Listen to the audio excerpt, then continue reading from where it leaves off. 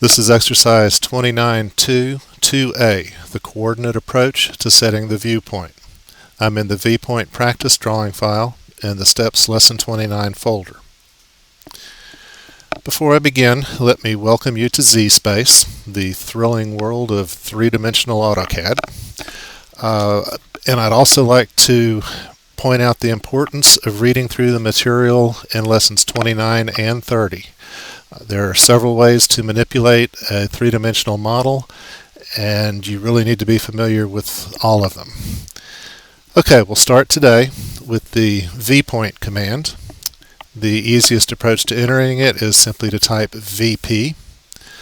AutoCAD begins by telling you currently your viewpoint is at 0x, 0y, and 42.069z. In other words, we're way above our drawing. It then prompts us to specify a viewpoint. In other words, where do we want to stand while we're looking at our drawing? Or we can display the compass and tripod. We'll look at the compass and tripod in a minute. Okay, let's begin by giving it some coordinates. We'll say 1, that's one step over on the x, minus 1, that's one step back on the y, and 1, and that is one step up on the z. Hit enter, and you can see that our model has changed its view. To make it a little bit easier on you, I'll change my view to something that you can see a little bit easier. This is called a visual style. We'll discuss those in a later chapter. Now let's try the rotate option. Let's repeat the VPoint command and select the rotate option. Here AutoCAD will ask us for a two-dimensional angle followed by a three-dimensional angle. Let's give it a two-dimensional angle of 225 degrees. Now it wants to know the angle from the XY plane, in other words, the three-dimensional angle, and we'll say 45 degrees for that. And you can see that we're now standing,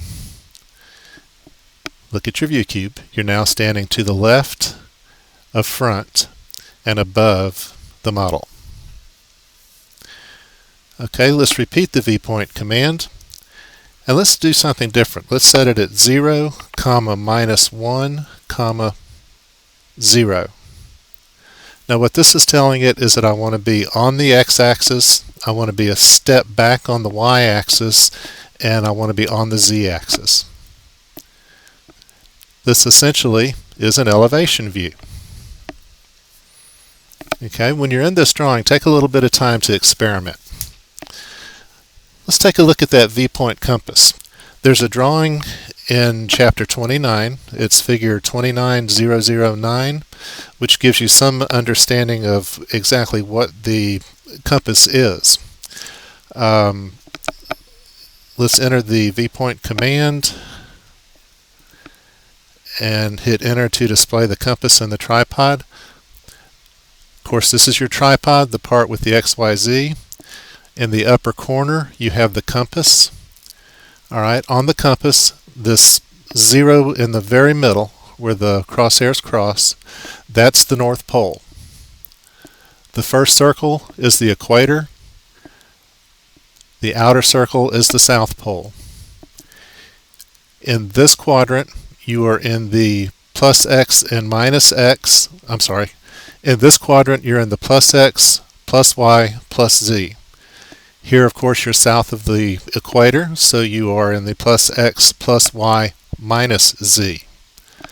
Moving over, you find yourself in the minus x, plus y, plus z, minus x, plus y, minus z.